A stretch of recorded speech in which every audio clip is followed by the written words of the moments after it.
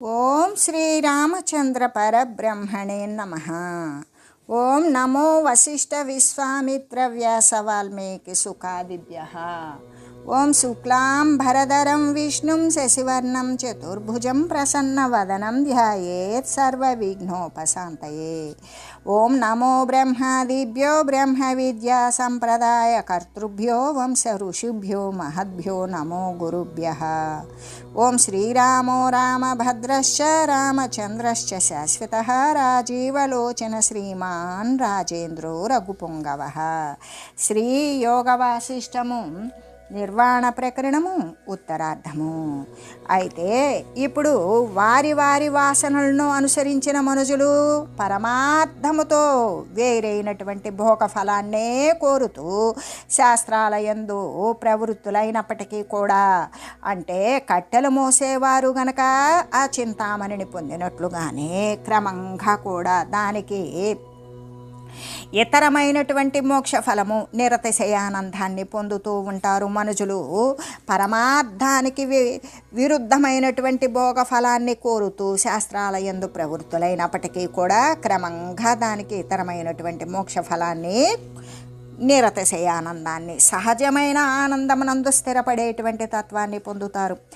ఎవడైతే స్వభావముగానే పరోపకారార్థం శాస్త్రాలయందు ఇతరత్ర కార్యాలయందు ప్రవర్తిస్తూ ఉంటాడో అతడే కదా సాధువు అని చెప్పబడతాడు. అతని యొక్క ఆచరణయే సర్వలోకానికి కూడా ప్రామాణికమై అలరుచూ ఉన్నది.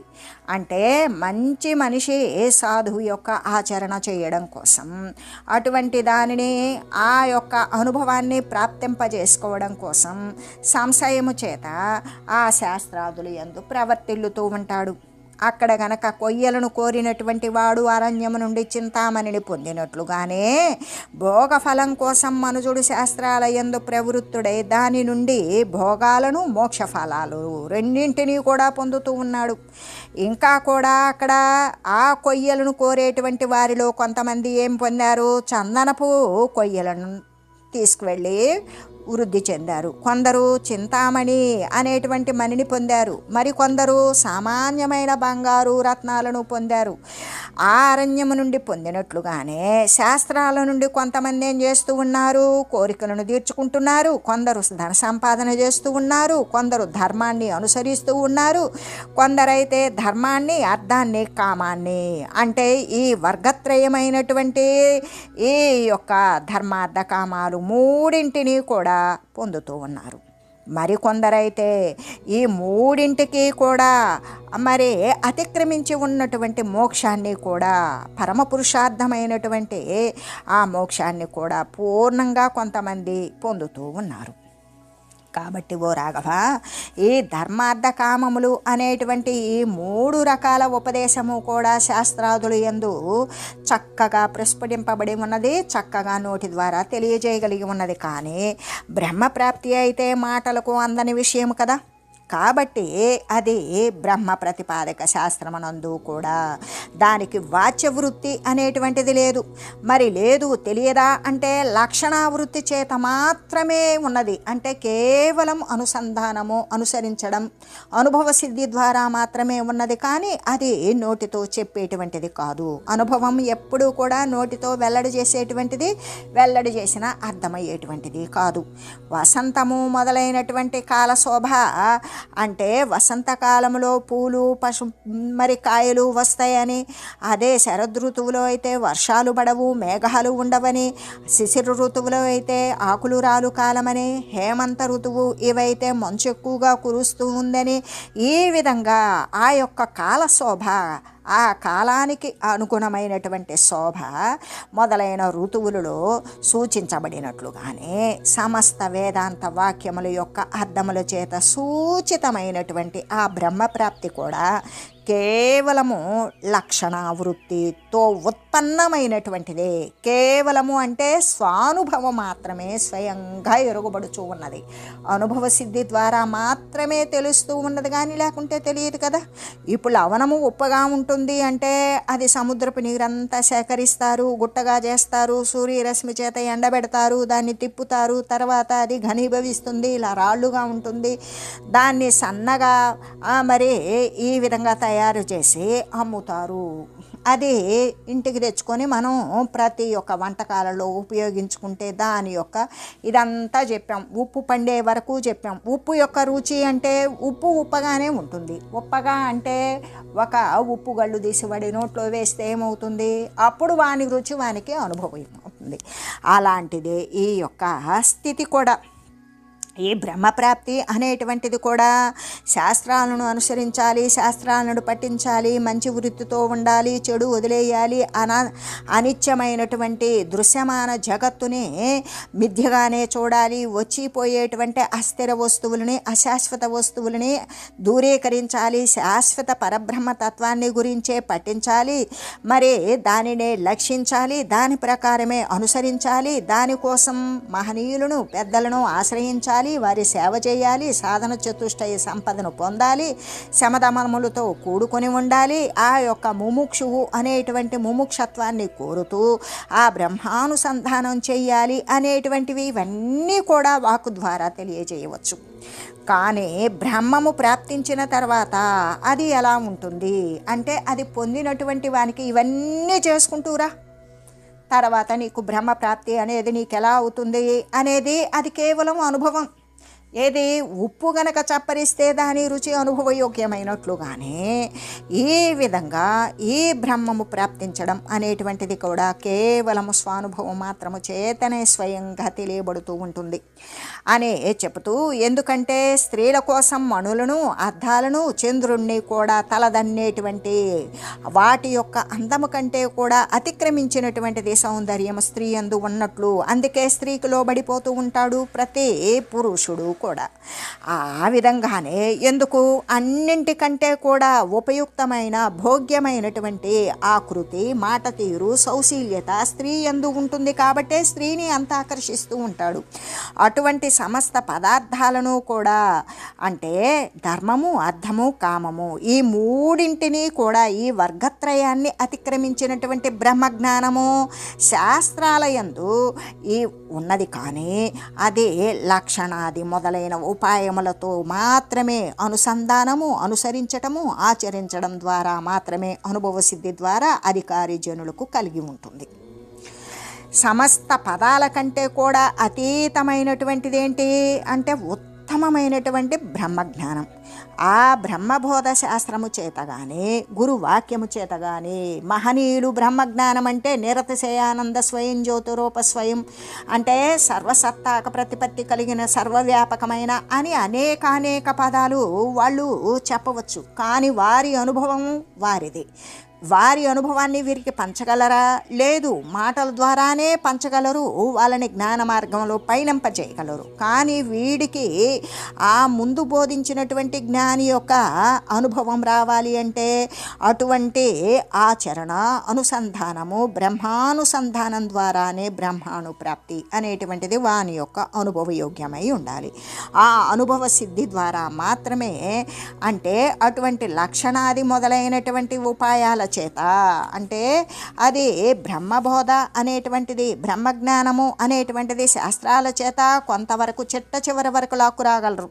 కానీ తుది విషయం ఏంటి? బ్రహ్మజ్ఞాన ప్రాప్తి ఆ అనుభవం పొందినటువంటి వాడే తెలుసుకోగలుగుతాడు. అది గురువాక్యాల చేత కానీ, శాస్త్రాల చేత కానీ, దానాలు ఇవ్వడం చేత కానీ, భగవంతుణ్ణి పూజించడం చేత కానీ అసలు ఏమాత్రము లభించదు. వారి యొక్క అనుభవ సిద్ధి మాత్రమే వానికి అటువంటిది తెలియజేస్తూ ఉంటుంది. కాబట్టి రాఘవ, ఈ గురువులు, శాస్త్రాలు మొదలైనటువంటివన్నీ కూడా ఈ పరమాత్మ తో ఐక్యమైనటువంటి విశ్రాంతికి కారణాలు కాకపోయినప్పటికీ కూడా, ఇవన్నీ పరమాత్మతత్వంతో ఏకీకృతం కాకపోయినప్పటికీ ఎలాగా పూర్తిగా కారణత్వాన్ని పొంది ఉన్నావో దానిని గురించి తెలియజేస్తాను విను. ఎలాగంటే శాస్త్రాదభ్యాసయోగేన చిత్తం యాతం విశుద్ధతాం అనిత్యదేవమేవాసు పదం పశ్యతి పావనం. శాస్త్రాల యొక్క అభ్యాసము చేత చిత్తము ఎప్పుడైతే మిగుల స్వచ్ఛతను, శుద్ధత్వాన్ని పొందుతుందో అప్పుడు ఇంకా అది సర్వభోగాల పట్ల కూడా ఇష్టము, కోరిక, వాసన అనేటువంటిది నశించిపోతుంది. ప్రతి దినము కూడా తనకు తాను అంతర్ముఖత్వాన్ని పొందుతాడు. బాహ్య సంబంధమైన దృశ్య విషయాల పట్ల వానికి ఎటువంటి ఆసక్తి ఉండదు. తన యొక్క ఆలోచన అంతా అంతర్ముఖంగానే మళ్ళిస్తాడు. అప్పుడు అలా అంతర్ముఖత్వము చేత తనలో నిక్షేపించబడినటువంటి ఆ యొక్క పరబ్రహ్మతత్వమైన ప్రత్యేగాత్మను యందే తత్పరమవుతాడు, మగ్నత చెందుతాడు. పరమ పావనమైనటువంటి బ్రహ్మపదాన్ని శీఘ్రముగా చూడగలుగుతాడు అని కదా చెప్పబడింది. ఎలాగంటే ఈ యొక్క శాస్త్రాదుల యొక్క అభ్యాసము వలన చిత్తము శుద్ధమవుతూ ఉంటుంది. ఎందుకు? ఆ ప్రకారంగా చెడు వదిలేస్తాడు, అనిత్య వస్తువులను వదిలేస్తాడు, లోకము దేహము అబద్ధము అని దూరీకరిస్తాడు. వాడు ఎల్లప్పుడూ కూడా సమస్త భోగాల యందు కూడా కోరికను తొలగించుకుంటాడు. దాని చేత చిత్తం ఏమవుతుంది అంటే ప్రత్యేగాత్మ స్వరూపమైనటువంటి ఆ అంతర్గతంగా సర్వే వ్యాపకంగా ఉన్నటువంటి పరమాత్మ తత్వమునందు అంతర్ముఖత్వాన్ని చెంది ప్రత్యేగాత్మ అయిన పరమాత్మయందు లీనమవుతూ ఉంటాడు.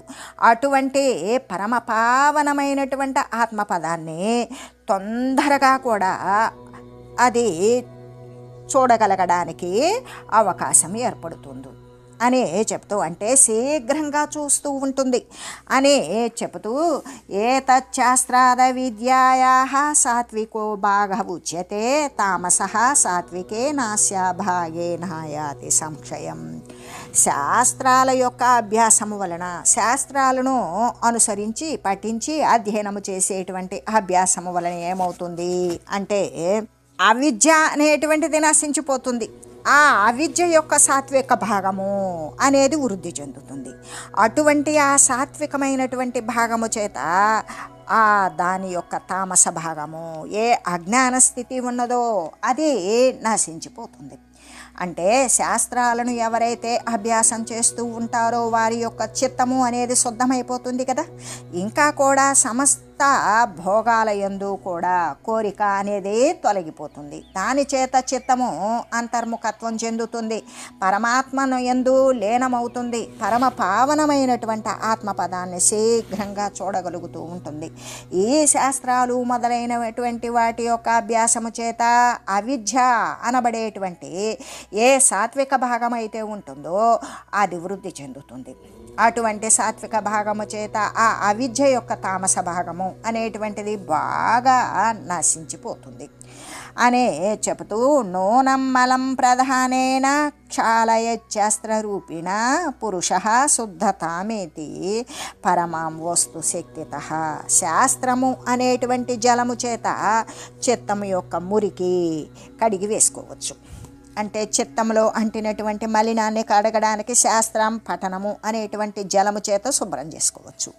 మనుజుడు ఆ శాస్త్ర ప్రభావము చేత దాని చేత ఉత్పన్నమైన జ్ఞానముగు నిత్య శుద్ధాత్మ వస్తు సామర్థ్యము చేత కూడా శాశ్వత శుద్ధమైన ఆత్మవస్తువు సామర్థ్యము చేత ఖచ్చితంగా పరమ శుద్ధత్వాన్ని పొందుతూ ఉన్నాడు.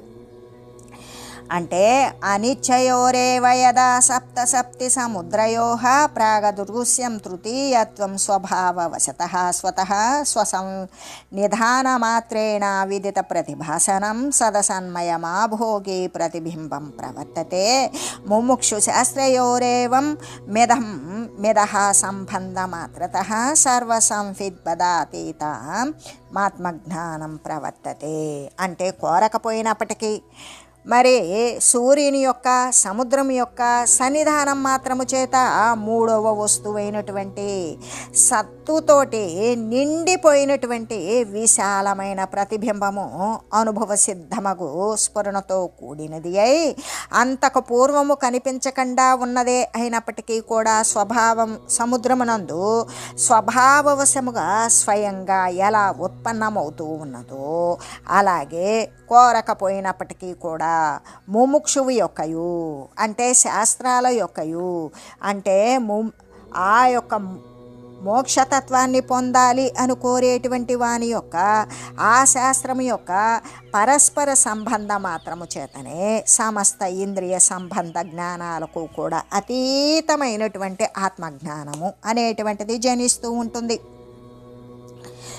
అంటే ఇక్కడ మనం కోరకపోయినప్పటికీ కూడా సూర్యుని యొక్క సముద్రం యొక్క సూర్యుని యొక్క కాంతి మనం కోరకపోయినా వస్తూ ఉంది. సముద్రం యొక్క జలము కానీ, ఉప్పు కానీ, సముద్రం యొక్క గాలి కానీ, ఇటువంటివన్నీ కూడా మరి వాటి యొక్క సన్నిధానం మాత్రము చేత మూడవ వస్తువైనటువంటి సదసన్మయమైనటువంటి విశాలమగు ప్రతిబింబము అనుభవంతో సిద్ధించినటువంటి స్ఫురణంతో కూడినది అయి అంతకు ముందు కనిపించక ఉన్నదే అయినప్పటికీ కూడా సముద్రమునందు స్వాభావిక వశము చేత స్వయంగా ఎలా ఉత్పన్నమగుచూ ఉన్నదో అలాగే కోరకపోయినప్పటికీ కూడా ముముక్షువు యొక్క శాస్త్రము యొక్క పరస్పర సంబంధము మాత్రము చేతనే సమస్త ఇంద్రియ సంబంధ జ్ఞానాలకు కూడా అతీతమైనటువంటి ఆత్మజ్ఞానము అనేది పుడుతుంది కదా. అనయోహ ప్రేక్షణాదేహే వివేకో జాయతే యథా తథా స్వభావతః శాస్త్ర వివేకాజ్ఞేయ వేదనం. ఈ సూర్యుడు సముద్రాలను చూడడం వలన ఆ రెంటి యొక్క అత్యంత భేదము మొదలైన జ్ఞానరూపమగు వివేకము ఎలా ఉదయిస్తుందో అలాగే శాస్త్రాలలో ఉత్పన్నమైనటువంటి వివేకము చేత స్వాభావికంగానే దేహమందు అంటే జీవుని యందు సర్వ ఉపాధులు రహితమైనటువంటి జ్ఞేయమగు ఆత్మను గురించినటువంటి జ్ఞానం ఉదయిస్తుంది. లోష్టేన లోష్టం సలిలే క్షాళయన్ బాలకో యథా క్షయేన లోష్టయోర్హస్త నైర్మల్యం లభతే పరం. తథా శాస్త్ర వికల్పై గైర్వికల్పాంశ్చేదన అద్భుతః క్షాళయన్ స్వన్ విచారేణ పరమాం యాతి శుద్ధతాం. ఎలాగంటే బాలుడు నీటి యందు మట్టిగడ్డ చేత మట్టిగడ్డను కడుగుతూ ఉన్నాడు.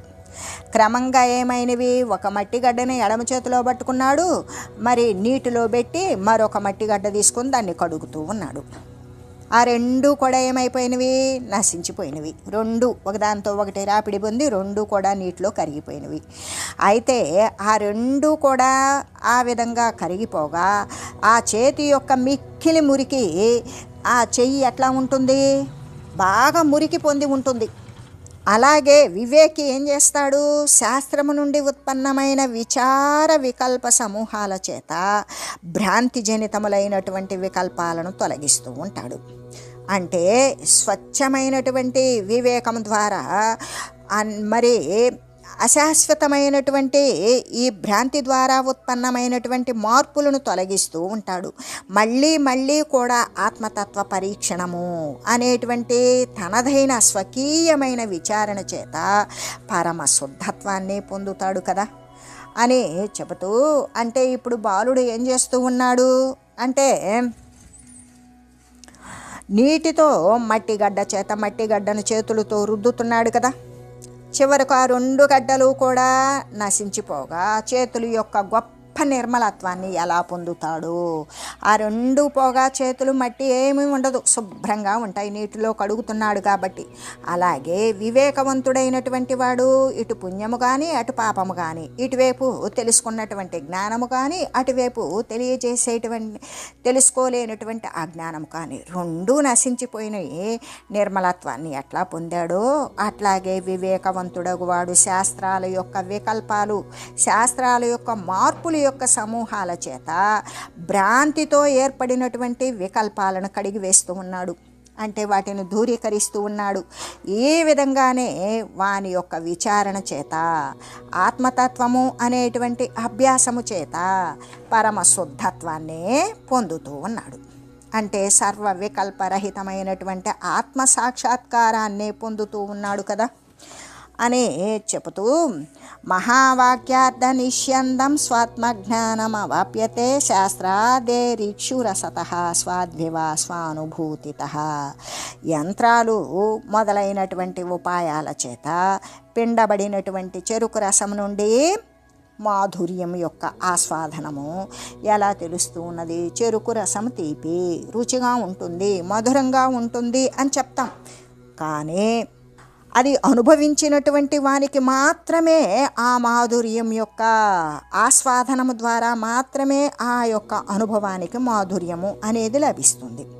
అలాగే ఈ ఉపనిషత్తులు మొదలైనటువంటి శాస్త్రాల యొక్క మరి ఈ ఉపనిషత్తులు మొదలైనటువంటి శాస్త్రాలను వినడం ద్వారా, వాటిని స్మరించడం ద్వారా, ఆ స్మరించిన ప్రకారం మరి అనుసరించడం ద్వారా మొదలైనటువంటి ఉపాయాల చేత తత్వమసి అనేటువంటి మొదలైన మహావాక్యాల యొక్క అఖండమైన అర్థము ఏంటి అంటే, దాని యొక్క లక్ష్యార్థం యొక్క అంటే పరోక్షానుభవమా అపరోక్షానుభవమా అంటే వేరు కానటువంటి అపరోక్ష అనుభవ రూపమైనటువంటి స్వాత్మజ్ఞానము మనుజునికి స్వానుభవము చేతనే, తన యొక్క అనుభవ సిద్ధి చేతనే లభిస్తూ ఉన్నది కదా.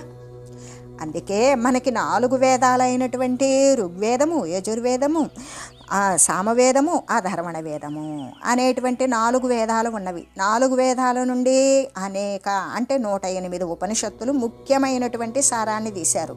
మిగతాది ముఖ్యమైనది కాదా అంటే అంత దాన్ని మనం అంత అధ్యయనం చేసి దానిని అర్థం చేసుకునేటువంటి జీవక అంటే జీవించి ఉండేటువంటి కాలము అనేది ప్రతి ఒక్కరికి సాధ్యము కాదు కదా. అందుకోసమని 108 ఉపనిషత్తులు అంటే మనుజుడు ఎంతవరకు ఎంత వడికి వారికి అవసరమో దాని ప్రకారం అనుసరించడం కోసము అని. ఆ విధంగానే ఆ 108 ఉపనిషత్తుల్లో కూడా 4 మహావాక్యాలు అనేటువంటివి తీశారు. అక్కడ మహావాక్యము అంటే నీవు నేను రహితమైనటువంటిదే మహావాక్యము. ఇంకంతకు మించి అక్కడ ఏమీ లేదు, నీవు నేను లేకుండా పోతాము అనేటువంటిదే మహావాక్యం యొక్క స్వరూపము. అక్కడ ఏముంటుంది అంటే, ఇప్పుడు ప్రజ్ఞానం బ్రహ్మ, అహం బ్రహ్మస్మి, తత్వమసి, అయమాత్మ బ్రహ్మ. ఈ ప్రజ్ఞానం బ్రహ్మ అనేటువంటిది ఐతరేయోపనిషత్తు నుండి తీశారు. అహం బ్రహ్మస్మి అనేది బృహదారణ్యకోపనిషత్తు నుండి బయటికి పెట్టారు. తత్వమసి అనేటువంటిది చాందోగ్యోపనిషత్తు నుండి వెలువడింది. అయమాత్మ బ్రహ్మ అనేటువంటిది మాండూక్యోపనిషత్తు నుండి తీశారు. అయితే ఇక్కడ ప్రజ్ఞానం బ్రహ్మ అంటే ఏంటి? ఆ బ్రహ్మం యొక్క మరి అక్కడ ఏమన్నా సాధన ఉన్నదా? లేదు. బ్రహ్మం యొక్క స్వరూపాన్ని అంటే మనకు ఒక మనిషి కావాలి, వాని యొక్క చిరునామాని మనం పట్టుకొని ఆ మనిషిని ఏ దేశంలో ఏ కాలంలో ఎక్కడ ఉన్నప్పటికీ ఏ ప్రదేశంలో ఉన్నా కనుక్కున్నట్లుగానే ఇక్కడ ఈ సాధన అనేటువంటిది లేదు. పరమాత్మ యొక్క స్వరూపాన్ని గురించి తెలియజేసేటువంటిదే ప్రజ్ఞానము. ఆ ప్రజ్ఞానము ఏంటి? బ్రహ్మస్వరూపాన్ని గురించి తెలిపేది కాబట్టి ప్రజ్ఞానము. ఆ తెలుసుకునేటువంటి జ్ఞానము కలిగినటువంటిది పరమాత్మ స్వరూపాన్ని తెలిసినటువంటి ప్రజ్ఞానము బ్రహ్మస్వరూపమే అని చెబుతూ ఇక్కడ అహం బ్రహ్మస్మి అన్నప్పుడు అహం అనేటువంటిది సిద్ధించడం అంటే నేను అనేటువంటి ఫలితం అనుభవానికి తెచ్చుకోవాలి. ఏ అనుభవం? నేను ఎవరు? బ్రహ్మస్వరూపాన్ని. అహం బ్రహ్మ అస్మి, నేను బ్రహ్మమునే అయ్యున్నాను.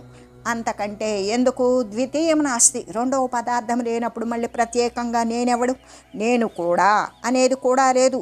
నేను బ్రహ్మమునే అనేటువంటి విషయాన్ని వాడు దృఢపరుచుకునేటువంటి అనుభవ సిద్ధి కలిగినటువంటిదే అహం బ్రహ్మస్మి. అంటే బ్రహ్మము అనేటువంటిది మన అనుభవానికి రావాలి.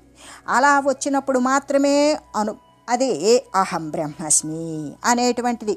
అయితే మూడవది తత్వమసి. తత్తు త్వమ్ము అసి అనేటువంటిది త్వంపదం, తత్పదం, అసిపదం అనేటువంటి 3 పదాలను ఒకే పదంలో ఇమిడ్చి పెట్టారు. అంటే తత్తు సర్వవ్యాపకమైనటువంటి పరమాత్మ అంటే రెండవ వస్తువు లేనిది. ద్వితీయం నాస్తి, రెండవది లేదు. అద్వితీయుడు పరమాత్మ స్వరూపుడు. ఆ యొక్క తత్తు సర్వవ్యాపకమైన పరమాత్మ. త్వము నీవు అంటే ఆ పరమాత్మయే నీవు, అదే నేను అని చెప్పడం. అంటే నీవు ఎవడివి? ఆ పరమాత్మ స్వరూపానివి. అహం బ్రహ్మస్మి, నేను పరమాత్మ స్వరూపాన్ని బ్రహ్మమునే అయ్యున్నాను అని చెప్తూ, అంతేకాదు ఇక్కడ సర్వం కల్విదం బ్రహ్మ అనేటువంటిది కూడా సర్వము కూడా నిండి ఉన్నది. ఏంటి? సర్వేక సమస్తము, సర్వే సర్వత్రా చిచ్చక్తి స్వరూపంలో సర్వము కూడా అటు ఇటు ఏమీ లేనటువంటి సమస్తము నిండినటువంటిదే సత్తు సారవస్తువు సర్వవ్యాపకమైన పరబ్రహ్మ స్వరూపం. అందుకే సర్వం కల్విదం బ్రహ్మ. బ్రహ్మస్వరూపము తప్ప రెండవ వస్తువు లేదు. అటువంటి దాని నుండి ఇక నీవు ఆ సర్వము నిండినటువంటి పరమాత్మను నువ్వు తెలుసుకోగలిగితే ఆ పరమాత్మ నీవే అని చెప్పడం. అలా చెబుతూ ఇక అయమాత్మ బ్రహ్మ, అయం ఈ ఆత్మ అంటే ఈ ఆత్మ బ్రహ్మస్వరూపమే. ఎందుకు అంటే అక్కడ జీవుని యొక్క సమస్య అనేటువంటిది లేదు. దేహాంతర్గతమైనటువంటి జీవుడు, ఆ జీవుడు ధరించిన దేహము ఇవన్నీ నశించిపోయినప్పుడే కదా ఈ యొక్క అంటే శుద్ధం బుద్ధం ముక్తం. ఎప్పుడైతే తన గురించి తాను శోధన చేశాడో నేనుగానే ఉండడం అంటే నేను ఎవరు? అహం బ్రహ్మస్మి, తత్వమసి, నీవు బ్రహ్మమే, నేను బ్రహ్మమే. నేను తెలుసుకునేటువంటి ప్రజ్ఞానం ఏదైతే ఉన్నదో అది కూడా బ్రహ్మమే.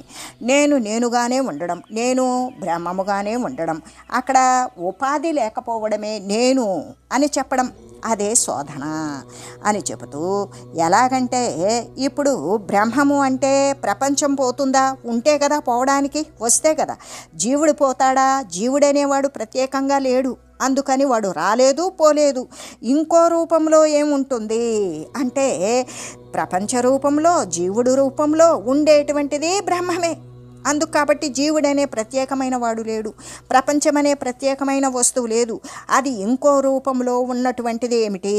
ఆ రూపమే కదా బ్రహ్మము అని చెబుతూ అందుకే నేనుగానే ఉంటాను, ఉపాధి లేకపోవడం అనేటువంటి అర్థాన్నే స్ఫురింపజేస్తూ చెప్పేటువంటి ఈ స్వాత్మజ్ఞానము అంటే పరమాత్మ కంటే పరోక్షము అనేటువంటి అనుభవం లేదు, నేను పరమాత్మ తత్వాన్నే అనే ఈ 4 మహావాక్యాలను కూడా మరి అఖండమైనటువంటి అర్థము ద్వారా ఈ అపరోక్షమైనటువంటి అనుభవ రూపమైనటువంటి స్వాత్మజ్ఞానము అనుభవ సిద్ధి చెందినటువంటి సర్వసాక్షిత్వ స్వరూపాన్ని సందర్శించినటువంటి తాను పరమాత్మ స్వరూపమే అని ఎరిగినటువంటి అనుభవ సిద్ధిగాంచినటువంటి జ్ఞానము మనుజునికి తన యొక్క స్వానుభవము చేత మాత్రమే లభిస్తుంది, కానీ మరొక విధంగా కాదు కదా. ప్రభాభిత్యోహ సమాసంఘాద్యదా లోకోనుభూయతే శృతశృతవతోహ సంఘాదాత్మజ్ఞానం తదా భవేత్. ఆకాశమునందు సూర్యప్రకాశము అంతటా కూడా వ్యాపించి ఉంటుంది, అంతే కదా. ఆకాశంలో సూర్యప్రకాశము మొత్తం ఎక్కడ లేదు అంటే సర్వేక సమస్తం సూర్యప్రకాశం వ్యాపించి ఉన్నది. అయితే ఇక్కడ భిత్తి యొక్క సంయోగము చేత మనం గోడ పెట్టాం, ఆ గోడ యొక్క కలయిక చేత స్ఫుటంగా మనకి చక్కగా అనుభూతం అవుతూ ఉంటుంది. ఎందుకు? పదార్థాల మీద ఎక్కువగా అనుభూతం అవుతూ ఉన్నది కదా. నిత్య స్వప్రకాశ రూపమైనప్పటికీ కూడా ఆత్మజ్ఞానము అంటే ఎల్లవేళలా శాశ్వతంగా అది తను ప్రకాశిస్తూ ఉన్నదే అయినప్పటికీ కూడా ఆత్మజ్ఞానము శాస్త్రాల యొక్క దానిని అభ్యసించేటువంటి వాని యొక్క సంయోగం చేత మాత్రమే స్పష్టంగా అనుభూతమవుతూ ఉన్నది. దానిని పట్టించుకోని వాని గురించి ఎవరికి అనుభూతమవుతుంది? కాదు కదా. ఎవడైతే అటువంటి ఆత్మజ్ఞాన శాస్త్రాలను అనుసరిస్తాడో, ఆ ప్రకారం ఆచరిస్తూ ఉంటాడో, ఆ అనుసరించి ఆచరించేటువంటి వాని యొక్క కలయిక చేతనే ఈ యొక్క ఆత్మజ్ఞానము అనేటువంటిది స్పష్టంగా అనుభూతిని పొందుతూ ఉంటుంది. త్రివర్గమాత్ర సిద్ధ్యన్న మోక్షాయ చ తచ్ఛృతం విపుల శృత చర్చాసు తుచ్చమశ్రుతమేవ తత్. ధర్మము, అర్థము, కామము ఈ 3 యొక్క సిద్ధి కొరకు మాత్రము చేయబడినటువంటిది, మోక్షము కొరకు చేయబడినటువంటిది అగు ఈ శాస్త్రాలు శ్రవణము కానేరదు. ఎలాగంటే తత్వజ్ఞుల యొక్క తత్వబోధోపాయ చర్చలందు ఈ యొక్క అబద్ధ విషయాల యొక్క మిథ్యా విషయత్వం వలన అది తుచ్చమైనది అవడం చేత అది మూర్ఖత్వమే అవుతూ ఉన్నది కదా అని తెలియజేస్తూ ఓం మంగళం శ్రీ గురుదేవాయ మహనీయ గుణాత్మనే సర్వలోక శరణ్యాయ సాధురూపాయ మంగళం.